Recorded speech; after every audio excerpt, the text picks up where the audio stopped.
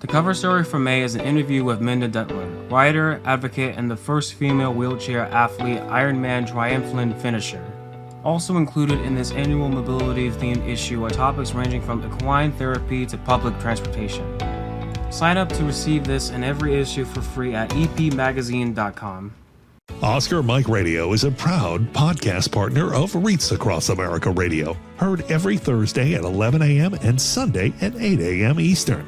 They're also big supporters of the nonprofit I Got Your Six, Two Lives at Once.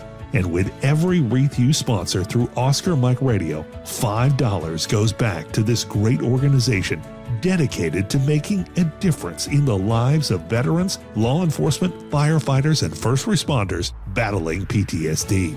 Two Lives at Once pairs these brave men and women together with dogs rescued from kill shelters. In this way, two lives are saved at the same time by saving each other. Donate now. Go to reachacrossamerica.org/Oscar Mike Radio to help. That's reachacrossamerica.org/Oscar Mike Radio.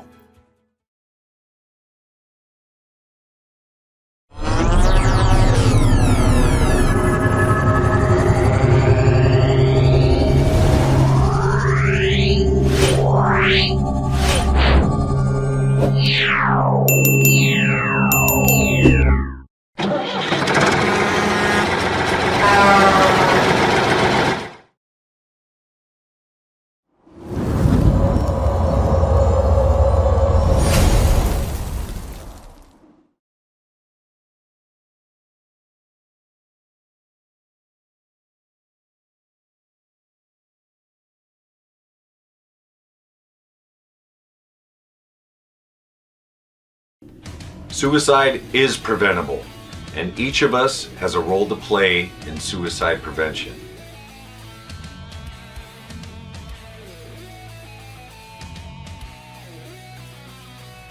Suicide is complex. There is no single cause. And it's not always a mental health issue. It could be loss of a job or home, financial or relationship issues, pain, or leaving the military. Suicide does not discriminate. It affects all ages, races, and genders, veterans or not. If you know a veteran who is struggling, connect with them. Let them know help is available. There is quick and easy access to services in times of crisis. Dial 988, then press 1. Talking about it is okay. Don't keep it inside. Don't be ashamed. Don't wait. Reach out. Find resources at va.gov/reach.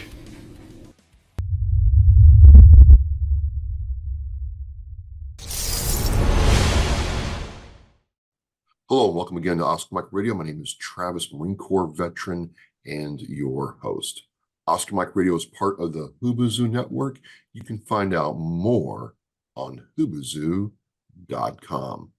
I want to thank my sponsors, Joyce Asack of Asack Real Estate, Army National Guard veteran Mark Holmes of Reapers Detailing and Power Washing, and my supporters, Kason Shaving Company, Exceptional Parent Magazine, and Black Cat Designs. I'm just going to say it right now, folks. I love talking to Marines. You know, and I'll talk to anybody on Oscar Mike Radio, civilians, you know, Coast Guard. I haven't talked to Space Force yet, run the gamut, but there's just something about talking to my brother Marines that just fuels my fire. It makes me feel like, oh, it's just different. And this gentleman, you know, to my opposite is Scotti Fraser from Texas, recording artist, served in the Marine Corps, and has like true like patriotic, you know, emotions going on in his songs. Scotti Fraser, thank you for coming on Oscar Mike Radio. Welcome. Thank you so very much. It's an honor and a privilege to be here with you, my brother. Absolutely. Likewise, likewise. So, you know, we got connected and I checked out, you know, your YouTube page and some of your music, and I'm like, you know, I'm digging it. I'm digging it because I'm not a country guy, you know, and you're kind of like a country rock and roll hybrid combo thing. But I'm like, I was digging it. So we'll get into all that good stuff because it's all good. But before we do that, kind of give us a background of who Scotti is and, you know, how your Marine Corps experience was. And then we'll go into your musical career, please. Cool. Well, I'm originally from California, West Coast guy. Very, very proud to say that for the last 20 years, I've been a Texas guy. And I grew up in the San Francisco Bay Area in the shadow of the big kids like Metallica and Exodus and a lot of these metal bands, and saw a lot of those at the shows and was instantly into music. So I knew from the first note that I heard on a Kiss record when I was a little kid, there was something about that guitar and something about it for me. So there was an allure and a draw there always. And all through my life and my Marine Corps service, through the good times and the bad and the scary and the sad and the happy, music was always the thing that grounded me and kept me going. I started playing in bands at a very young age as a teenager. And by the time that I was out of my high school years, I toured the West Coast a couple times with a punk band out of San Francisco Bay Area. I traveled from San Diego to Seattle, and really loved the music experience with my guys. And I went into some more rock styled bands as the 90s came in, and was very blessed to have been in a very successful band in San Francisco called Mr. Hyde. Name might be lost to the ages, but we did really, really well. And the record contract just eluded us. We were a little too late maybe on that train. But even though we were playing to sold out venues, sold out clubs, and traveling, playing Hollywood a lot, there was just something missing, and something I wanted to accomplish, kind of the next bigger challenge. I've always been a challenge-oriented guy, and I've always wanted to go for the mountaintop and not the hillside. Just always been, maybe that's a Marine thing as well that resonates with you. But ever since I was a kid, I either wanted to be a rock star or a Marine. Very simple, cut and dry, ever since 6, 7 years old. So I pulled out of the music scene in the 90s and enlisted in the Marine Corps. And that turned into a 10-year career between reserve and active duty, some combat time in the Middle East, and some great inspiration for everything that my solo music career is about now. A lot of it is inspired by that beautiful flag behind you. And a lot of my music and my lyrical content is inspired by my brothers that I served with and my time in service. Just going back a little bit, I went to MCRD San Diego, so we both know what real hills are all about and climbing those, right? Right, hills and mountains, absolutely. What was it like getting to the top of the Reaper? Just, I always ask West Coast Marines what that's like, because our Paris Island brethren missed all that. What was that like? It's a long way ago, but still, it's something that everybody tells me this, something different. You are definitely feeling the burning in your legs, the pain in your body, carrying that combat load pack all the way up a very steep mountain. And it's a great, the Crucible, the Reaper, it's a great test in that brotherhood and sisterhood, because you are helping each other up. The only way to get up to the top of that mountain is to pull each other, to help each other, to motivate each other.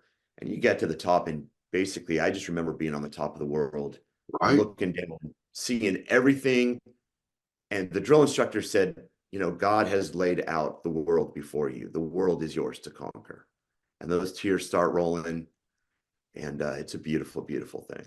It was, I tell people, like there was nothing like it. Like, it's one of the few times in my life where I'm like, I've really done something. I know it's just a hill, but when you realize, oh my God, I went from there to there with just my own 2 legs, It was something else. Absolutely. So did you stick into music during the Marine Corps? Because I always had a couple guys who either had their, you know, conga drums or their guitar, or a couple guys had their basses, and they weren't playing in a band, but they were either practicing their scales or arpeggios or just writing songs. Were you able to kind of keep in touch with your music while you were serving? I did. There was times that someone would always have a guitar around the barracks, and I'd noodle on it. I'd played guitar and bass before I joined service, so it was always a thrill to find one of those. I do remember being in Guantanamo, and we did my unit. I did a deployment with the Fast Company, and we did the fence line security out there in Guantanamo, and we were out there in 2000, and they have this area where folks can go hear music, and the civilians can come, and the Marines that are off duty on that weekend, you can have some beers, you can have some food and all that stuff. And they had a stage and they had a band, and they played a bunch of covers. And the long and short of it is, me and about 6 other Marines basically commandeered their equipment and the stage one night. And in different levels of drinking state, we started rocking out, and we kind of gave the frag order, gave the sit rep, picked the song, talked about who was going to do what, and we did Knockin' on Heaven's Door, and we must have played it for 30 minutes. And the Marines and the sailors that were there went crazy. But even in those places, I've been able to find a way to do music. And it was really, really cool, because it wasn't just about me in that moment. It was about how happy it made my brothers in service that were in the crowd watching us. It was really Sure, for sure. You serve in combat, right? You do Yes. all that. Did music help you through that time as well? Very much so. There were certain songs that almost haunted me through combat. So I was when I got there in 2003, we were in the push and the invasion, and that long road up the highway to hell, from Kuwait to Baghdad, firefight after firefight. And Metallica's Anywhere I Roam just kept cycling through my head. And it seemed like it was a very fitting song. And, various songs that kind of kept me positive and kept me hope, kept cycling through my head. An interesting story, if I may, Sure. is my best friend. So I was a sergeant then, and I was a squad leader, infantry squad leader. And my best friend, was my corpsman. And me and Doc used to sing the Talking Heads, "We're on the road to nowhere, come on with me." But we didn't know the words correctly, and we butchered the words. But when times would get tough, whether it's after a firefight, after gunfire, and we'd be rolling to the next city through the desert, we'd sing that to try and lift up the spirits of our 7-ton truck. So one of the songs that I open up with is a song that I modeled off of that song called Road to Nowhere. It's a much heavier groove kind of song. But the chorus says, "The road to nowhere made me who I am." And that song is about that highway to hell, to Baghdad, singing that song with Doc and trying to lift up the spirits of the Marines on our truck. Nice, nice. What was it like getting out? Everybody goes into the military, everybody gets out at some point, and you have these varied experiences, and music's woven through that. When you got out, did you know that you were going to go right back into music, or did you have to kind of let things settle down internally before you made that decision, Scotti? Well, when I got out, I came out, as a lot of veterans can relate to, I'm sure, came out a very different person. I'm still all Marine, extremely proud of my service. And let's say as emotionally broken as I was from the things I'd seen, the graphicness, the visceralness of carnage in combat, I needed time to kind of slow down and heal. And by the grace of God, that happened, and that happened a lot, kind of locked up, alone in my house with my wife and young kids, and just trying to heal and find my way again. But kind of as you alluded to, there was always those songs that took me back. There's certain songs that will flash me back to San Clemente in San Diego, certain songs that'll flash me back to Iraq. And the long and short of it is, a few years into my time out, with having pretty recurrent nightmares about the war, I woke up one morning and at about 3 o'clock, as I do still after a nightmare, and I grabbed a guitar in my front room and I started writing what came to mind, kind of like how they tell a lot of vets in the VA to journal, to digest how you're feeling. And I started putting it into a song, and it became the song Do or Die, which we have an official music video for, which is about really the motto of it's definitely a Marine's motto, Semper Fi, do or die. But I just started penning those thoughts and those feelings and those visions into the song. And that was the beginning of it. One song led to one song. And a little bit later down the road, we've got a full album out. So always went back to music and telling that story, and hopefully giving hope and empowerment and strength to other veterans through these stories. I like to think that the mission is more than just me. This is about all who served. I write these songs from my personal experience, but I can't take full ownership of these songs. These are your songs. These are for all of us. Fair enough. So we're gonna go light for just a couple seconds, because like I told you, I have a standard question that I've asked several artists, civilian and military. They must answer. They're coming on this show, and Marine or not, there's no special treatment here. So let's get this done and over with. You know how you work and you're grinding, Scotty. You're just, all the stuff you gotta do, just practicing your instruments and taking care of your voice. All that stuff is a lot of work. But then you might be like Paul McCartney or Neil Young or one of these other artists who has all this accomplishment, and someone says, hey, we'll buy your music catalog from you, and you can kind of like retire. And they do it because it's a lot of money. So the question is, I think Neil Young sold his catalog for, I know Paul McCartney sold his catalog for almost over $300 million, a third of $1 billion. I mean, it's hard to imagine. So here's the question. Let's just say I have a check and it will clear for $300 million, and I'm going to give it to you. But if I do, you can never perform music in public again. You can do it for yourself, but you can't perform in a VFW or in a stadium ever again. You're done. Would you take the money? I don't need much time to think about that. I've already been thinking about it as you asked the question. Okay. It sounds like a very simple question. That's a lot of money. Yeah.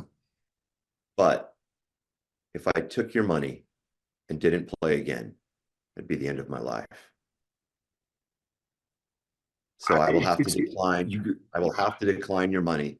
These songs that I perform, my friend, were earned in the desert, were earned in the blood of combat.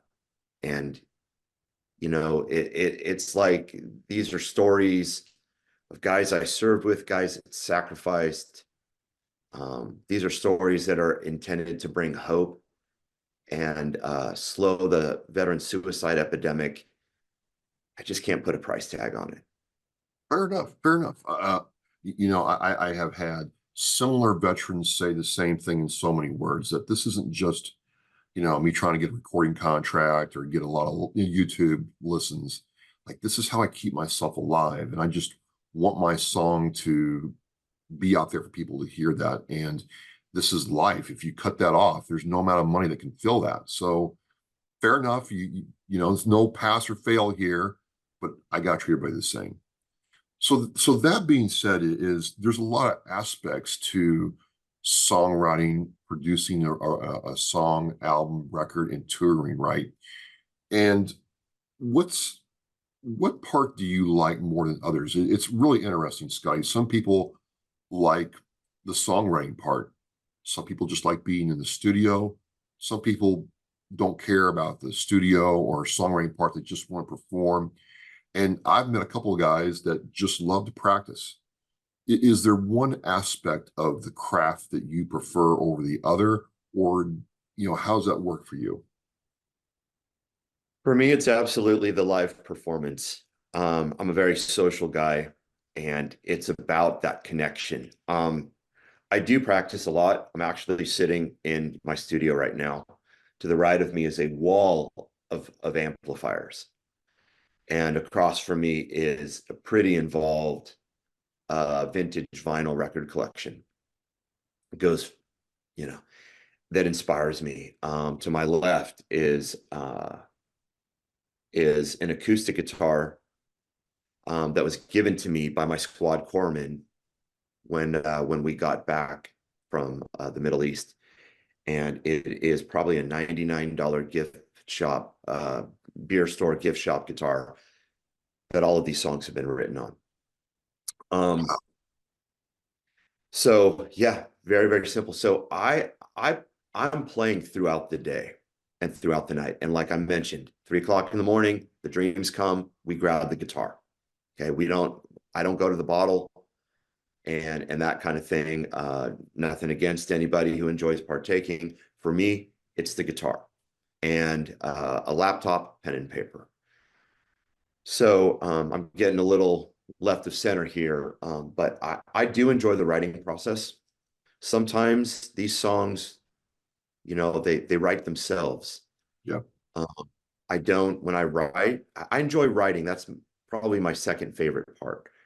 When I write, I don't force it. Sometimes I'm just driving down the street and, oh my gosh, I've got a great line. I got to write it down. And 5 minutes later, the song's done. Sometimes I go back to Word docs on my computer that I've had for 6 months and start piecing together a new idea. So you collect ideas, and then what? They'll kind of coalesce into one macro idea that becomes a song. Absolutely, absolutely. Some of the songs. So I'm working on my second album right now, and there's 6 singles released that will become the second album that'll come out at the end of this year.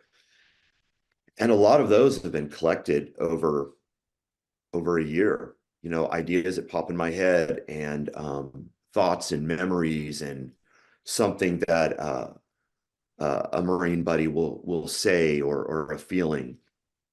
And sometimes I get these little one-liners and I'm like, man, that's a chorus. Now I just need a 4-chord progression. And I think, you know, am I going to make it major? Am I going to make it kind of a sad, aggressive or an aggressive song and make it minor? And I kind of think in those kind of terms. It's very interesting because I think a lot of people think that songwriting is kind of like you sit in a conference room with your band or in front of a computer or a notepad and you know, whatever, and just write songs. In other words, it's a very linear process, but I'm finding out that it may not be that way. It may be that some song took a decade to finally become a song. Is that kind of your experience, or how's that work for you? Well, I will say that we talked about the song Never Surrender, which will be the title of the second album. That song came together in a couple hours. Okay. That song, those were I just said, I want to write something hopeful and positive. On that song, I was saddened by the veteran suicide epidemic, and I wanted to make a statement to stand up against PTSD and veteran suicide. That's specifically what the intention of that song was. So I just started thinking about all these one-liners that could maybe give hope. And it needed to be an uplifting song, so I needed to make it in a major progression. That song was done pretty quick. There are songs of mine that I pieced together and, Count the Cost, one of the new songs that, one of the new singles that came out at the end of 2023. That was a long process, that was a long process, and my bass player was a part of that as well.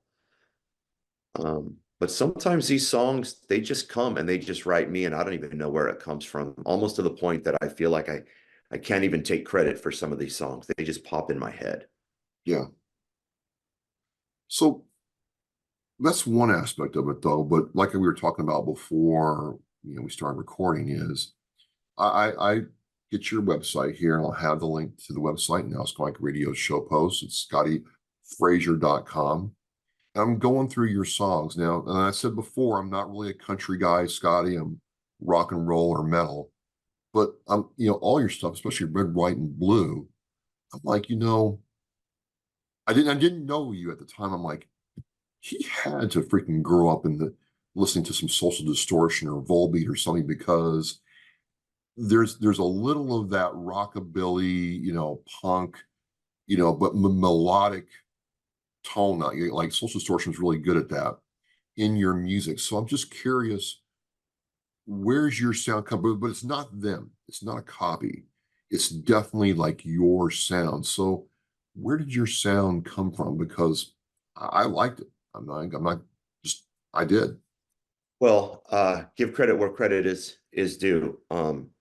I do own a original first pressing copy of Social Distortion's Mommy's Little Monster. What? It's an old one, and I probably got it at a metal and punk record store in the East Bay of Bay Area, California, when I was a kid. Yeah, so that is a great band, and just that you would even associate me with with a singer like that, and Like Ness, right? Yeah. Yeah, Mike Ness. Yeah, absolutely, very honored. I lived in California, and that's that's kind of a California style of punk, that Social Distortion, Bad Religion, Volbeat. I grew up pretty close to and played the same clubs as Green Day when they were coming up, and kind of dating myself, giving my age away a little bit, but that's kind of that Green Day style of writing as well.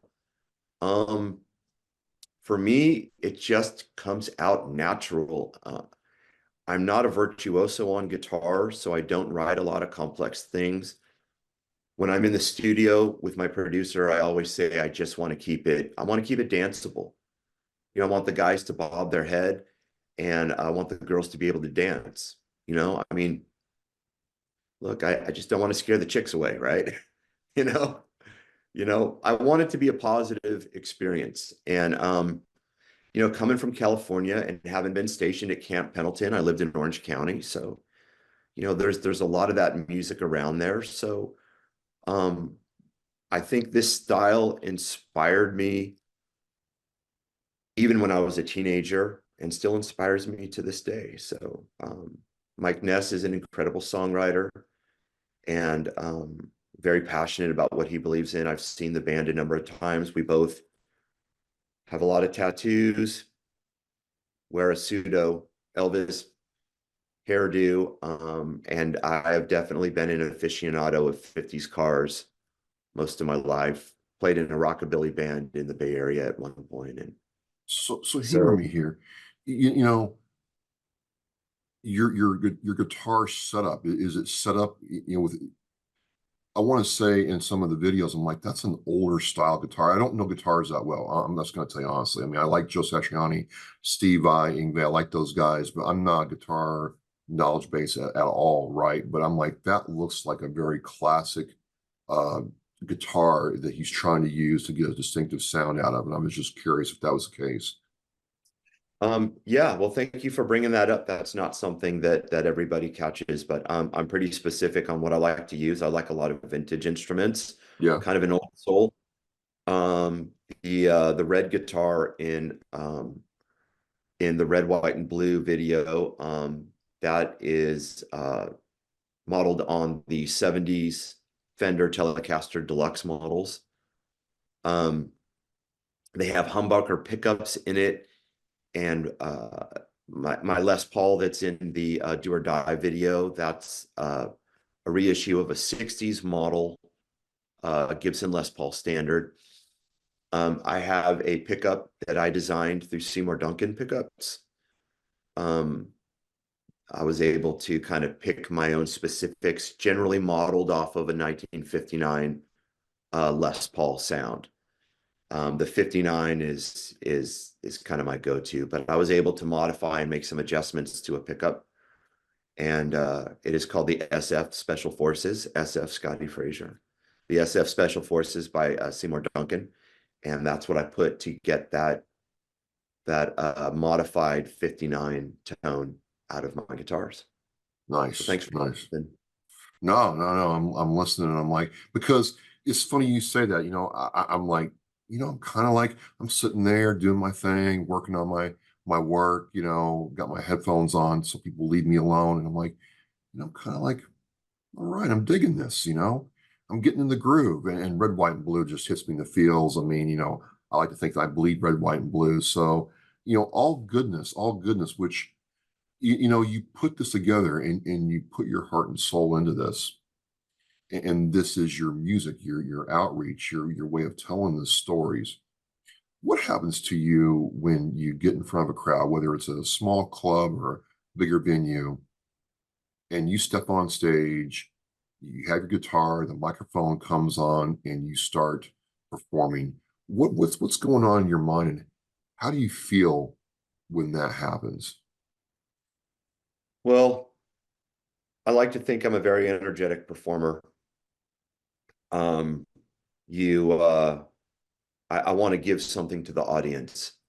Yeah, So I feel hope and empowerment, and I feel life through music, and I want the audience to feel that as well. So I want to give something to them as I go in my prep time, which starts the night before a show. I'm laying out everything. I don't want to forget anything. I'm getting the chords ready. I'm getting everything wrapped up so it's ready to set up on stage quick. I'm getting the guitars tuned up, making sure my strings are changed, that the amps are still working, all the tubes are working. And then the day of the show, the nervousness hits. And I've been doing this for years. I was gonna And it's say the you. it's the butterflies and the nervousness. And I want to do it right. I want to give something to the people.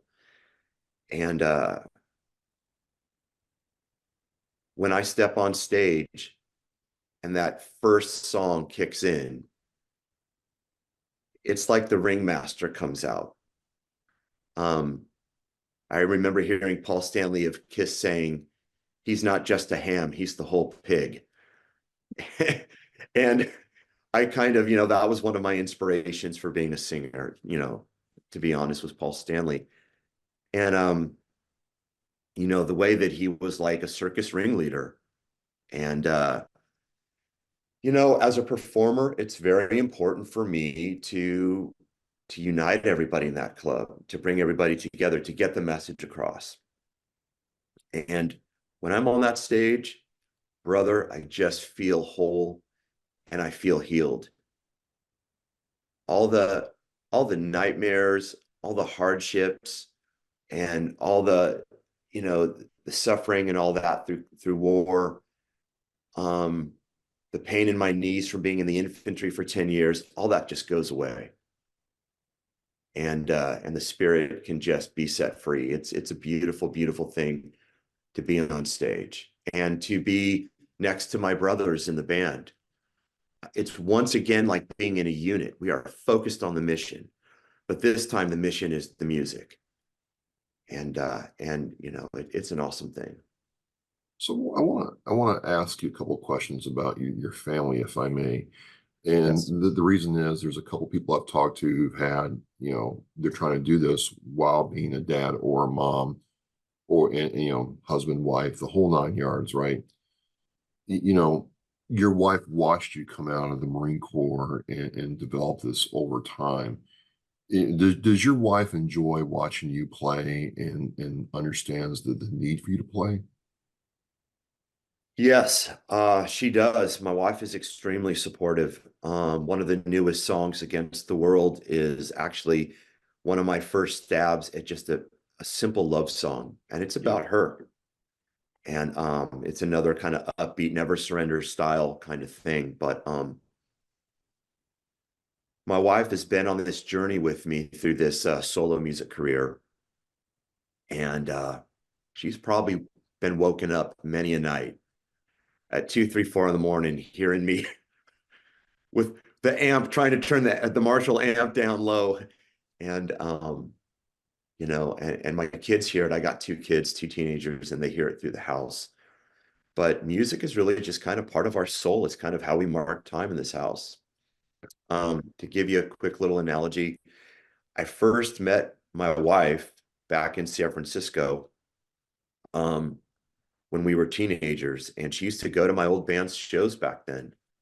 She had the awesome Bon Jovi hair, and she was in the 90s. She was into the Aerosmith and Bon Jovi and had the big hair and the tight stonewashed jeans. And you know, full transparency, when I first saw her, I was just absolutely just smitten. You know, I was kind of a rock star in San Francisco. I played 2 clubs filled with 1,000 people, and then she walks in there and I'm just stammering and stuttering on my words. So she's actually been a really big inspiration for my music career. Man, that's really cool. Do your children have any musical inkling? Do they want to, play with dad, or do they roll their eyes like, dad's playing songs again, or it's like, dad, that was really cool. It's one or the other with kids. I'm finding out with artists. Um, so both of my kids took piano, keyboard, and some drums. Oh, wow. Both, yeah, for a few years. Um, my daughter has moved on to other endeavors, as is common in Texas. She went into FFA and was raising goats and raising animals, you know. And my son is now he loves music. I mean, this kid, he can hear it. You know, he's more into hip hop as a lot of the younger generation, but he can hear a song and he's got those lyrics mastered instantly. Man, I'm jealous of that. I can't. I sight read music when I try to play, and the lyric. I gotta like study it to get the lyrics down. I don't understand that. I'm jealous. Yeah, he's even got that I don't even have. I have to write things down and read it like 10 times to remember, but he can hear a song and he's got those words down. Nice. But yeah, it's very, very cool. So he's a big sports guy, high school sports guy. So he's kind of our jock of the family, and my daughter is like our kind of our cowgirl of sorts, but both very much love music. So we talked about, your beginning, the Marine Corps career, and how you kind of made, this music what it is and the message you're trying to go with. But at the end of the day, this is a business. I mean, yes, you have your veterans advocacy and your outreach, but it's a business. I've learned from the Nashville scene of taking a song from conception to actually producing it right and getting it out there to a wider audience. So from a business side, what's it like when you have somebody at the record company or your producer hear a song and you all are putting together the album to, make an album, put it out? How does that process work? Um, Yeah, sometimes the business side of things can kind of zap some of the fun out of it. If you want to compete, or should I say, if I want to compete at a high level, I've got to be ready to, have that business side of things. Yeah, there's a lot. I mean, just getting one song written, getting it ready for pre-production to get into the studio. I'm at a studio that has a Grammy nominated engineer that runs the studio. Um, he's a guy who's done sound for people like George Strait and Garth Brooks and Thin Lizzy, and the list goes on. Um, but just going through that studio process and getting it done in the studio, getting it mixed, being able to take some advice from and trust your producer. And then the promotion starts, just getting the song to the point where people even know it's out there. So you've got to be fairly business savvy. On a side note of that, I was a little frustrated with some of the things in the music industry, and maybe, how certain artists don't get noticed. And I wanted to put a spotlight on veteran artists as well. And there's so many of them out there, whether it's Scotty Hastings or Shannon Book or Malachias or Chris Turner, Schaefer Muller, there's Barbara Sim. There's so many great veteran artists that, I know you support. But I did something a little different, and it's in the beginning phases, but I started my own basically record label, and it's called Sargent Records. And it's basically a production company and upstart record label to support veteran artists, to bring hope and empowerment to veterans through music. So if it answers the question a little bit, kind of taking the business kind of to another level, and not only trying to promote my own music, but support some of these other veteran artists. Well, I asked that because that's one of the frustrations a lot of veteran artists tell me is there's two frustrations. It's like, oh my God, I got out of the military. I'm trying to take care of myself, learn, how this all works. And it just seems like I'm not getting anywhere. And then if they finally get somewhere, it's like, wow, I did not realize that, I've had Chris Turner tell me that Nashville is a very brutally unfair machine if you're not willing to play by the rules and understand how. So, there's that aspect that a lot of artists, veteran or not, miss. So it's very interesting hearing your perspective. You say you have the album coming out at the end of this year. Now, if I want to make sure I don't miss that album, because I don't want to miss it, Scott, I really don't. How would people connect with you to stay in touch when you drop it, and how can we buy it? So I'm not a hard man to find, so I will tell you on Facebook, Scotti Fraser Band. On Instagram, Scotti_Fraser_band. Or go to scottifraser.com. It's a tricky spelling, so you got to get the spelling right. Scotti with an I, Fraser with an S. I always give that disclaimer. But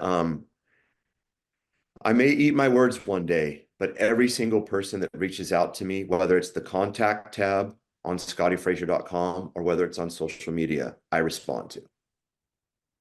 And if they want to hear the music without contact, it's on every streaming platform: Spotify, Apple, Amazon, Pandora, everywhere.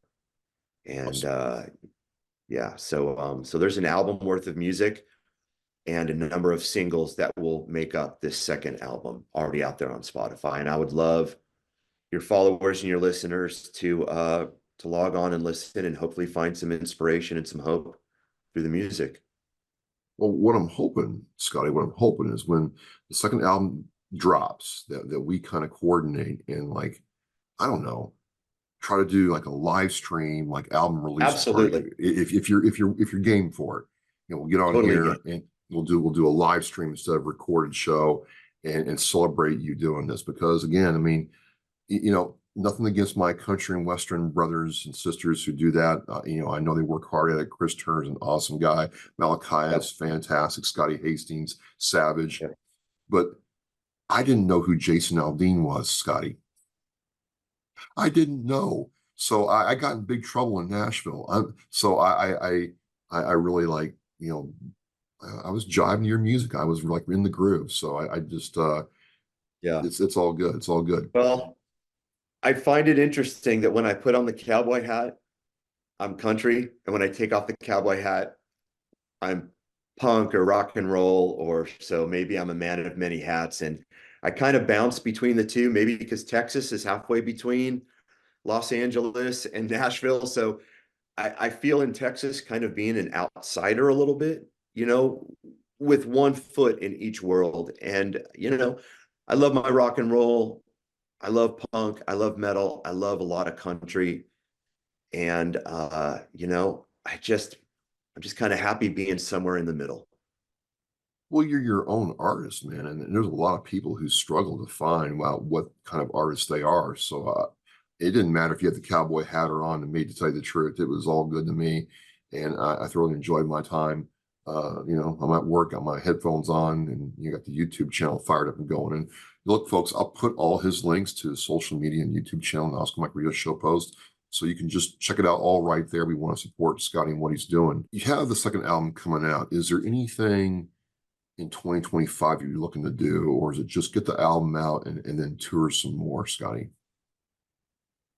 So we play throughout Texas, and on one respect, it may seem like, wow, you're just kind of stuck in your home state, but it's kind of like a Nashville, where there's plenty, like in Nashville, you could play inside of Nashville and basically do a tour inside there. And because there's so many places to play and so many great music venues and so many great artists out of Nashville.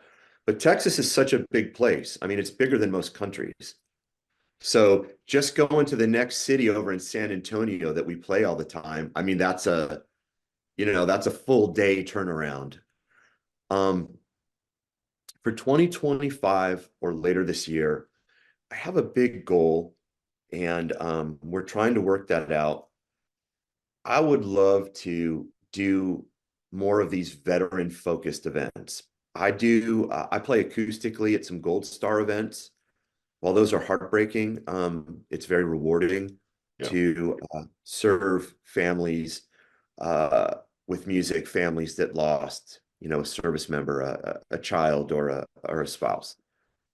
I would like to do more of the veteran focused stuff. I would love to do a gig opening up for Gary Sinise, for Lieutenant Dan.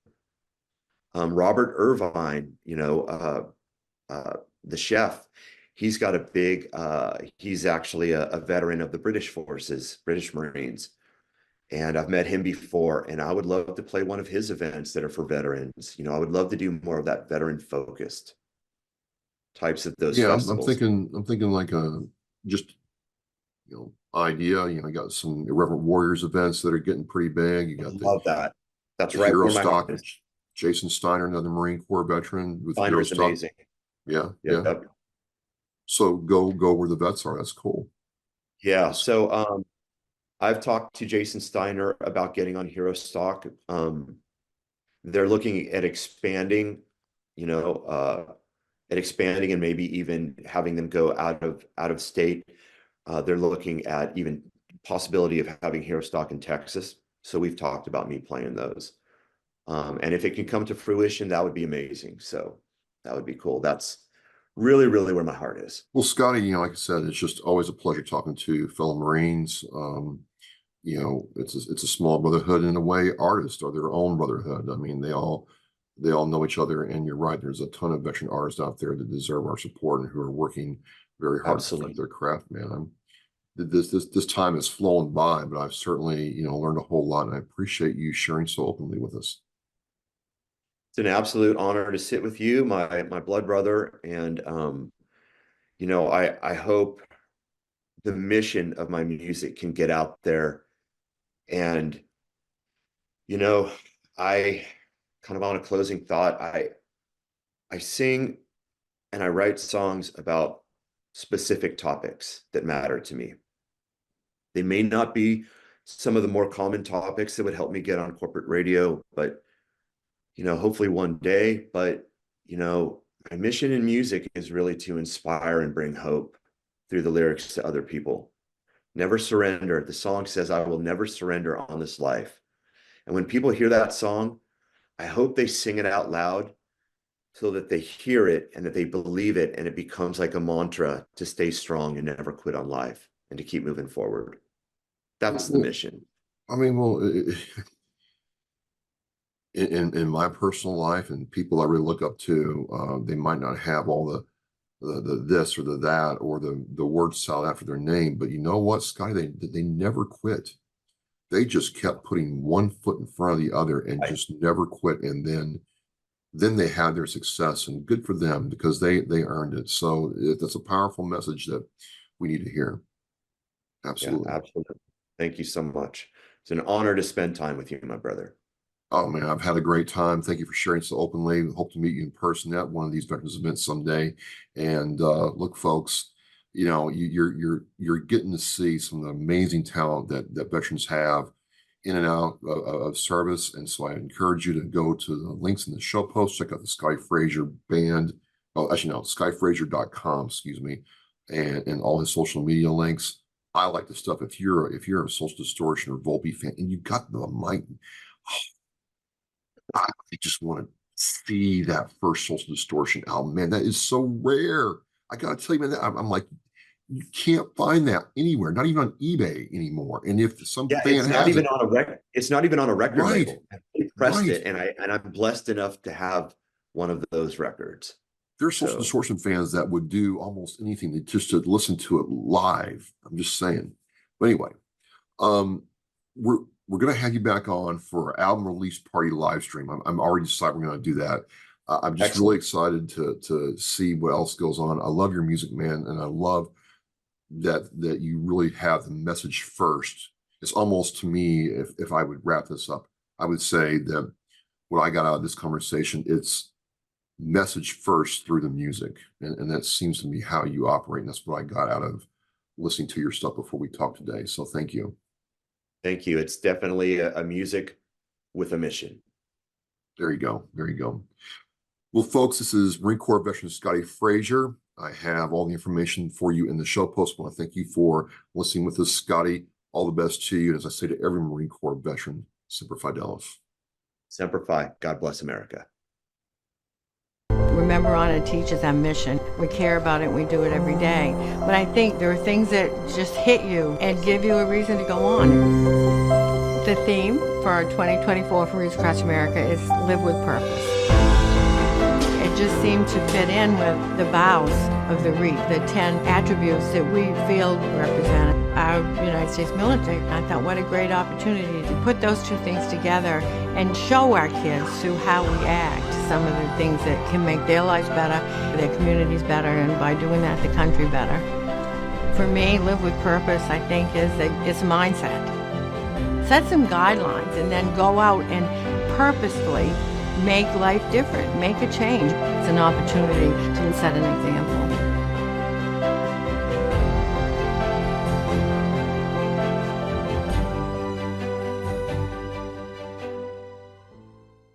Thank you for listening and watching Oscar Mike Radio, where our active duty service members and veterans are in action and the mission is in flight. Oscar Mike Radio is an oversized load Co-Sinister One production. If you are a veteran or know a veteran who needs help, please dial 988 and press 1 for the Veterans Crisis Line.